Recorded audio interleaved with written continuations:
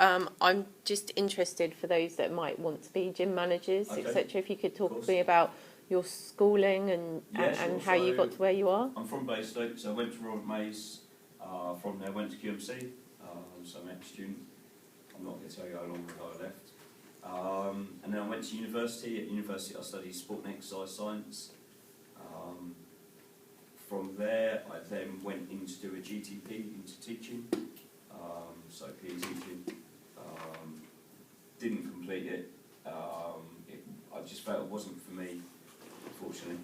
I just didn't like the paperwork stuff because there's an awful lot of marking and planning. The school I was in went into Ofsted special measures, which means that Ofsted are kind of checking up on you quite often. And with that brings lots of planning, lots of schemes of work. But equally, looking back at it now, I found it much more rewarding than my current job, probably, because I got to see people like you every day. And I was only 22 at the time, so I probably took PE teaching for granted, to be honest. And then from there, I've worked at Spectrum in Guildford. Duty manager there, so that was involved with the gym, swimming, bowling and ice rink as well. So that was quite a busy job. Used to have to respond to any incidents, etc. They had over 1 million footfall a year with the public visitors, so it was a really busy site, that one.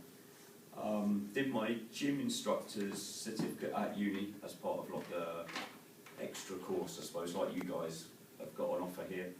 To do gym instructor stuff. Done my personal training as well while I was at uni.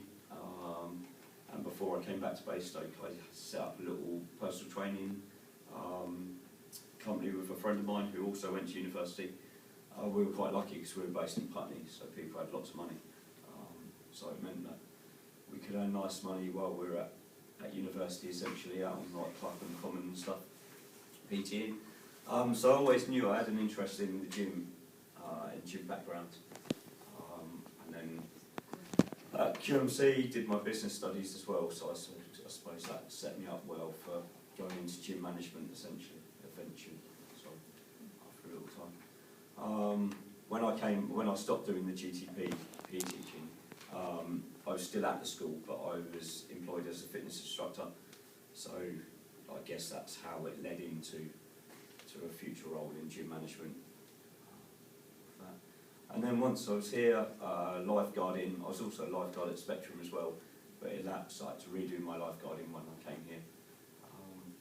And then that's just another aspect of the role, I suppose. The best way to get into fitness instructing or any leisure centre management work is via lifeguarding, because every centre will be desperate for lifeguards. You can take it when you're 16.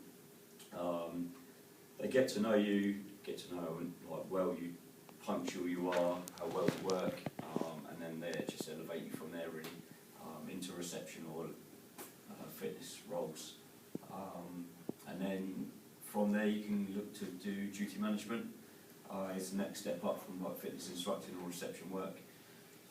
Duty management is quite well paid compared to, I suppose, your typical fitness and reception.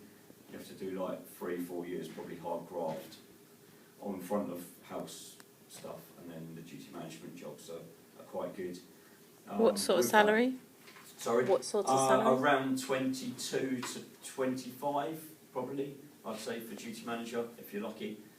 Some council-run places only pay about 18, but typically you should look around 22 to 25 grand. You've then got operations manager, who obviously earns a little bit more. That's sort of up to 30 grand a year. As an operations manager in a big centre.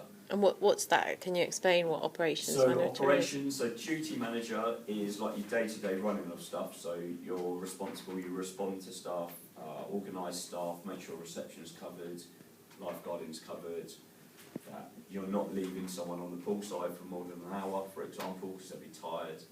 And then you've got the operations manager who sits above that. They are basically responsible for everything from health and safety, managing the duty manager team. They deal with stuff like HR problems, So if someone rings in sick, then they tend to deal with that sort of problem as well. Getting cover for staff if you need to. God, range is huge. The operations manager, I suppose, they're the person that actually runs like the day-to-day stuff and has a team sit under them. And then above the operations manager, generally you have a general manager, and they're responsible for the like strategic outlook of the centre, basically. So they're ultimately responsible for the whole centre. So if something goes wrong, someone has an accident in your pool, they're held accountable. And that's why they're paid so much more, I suppose. Because in law, if you have the unfortunate thing of someone drowning in your pool, there's always an individual that is accountable, normally a lifeguard, and also the centre manager will be accountable as well. If health and safety wants to come in, health and safety executive come in and speak to you, then ultimately it's your ledge centre, so you need to be responsible for that. Yeah. They can, I guess, salary-wise, they can earn up to 140 grand as general managers. Depends how big your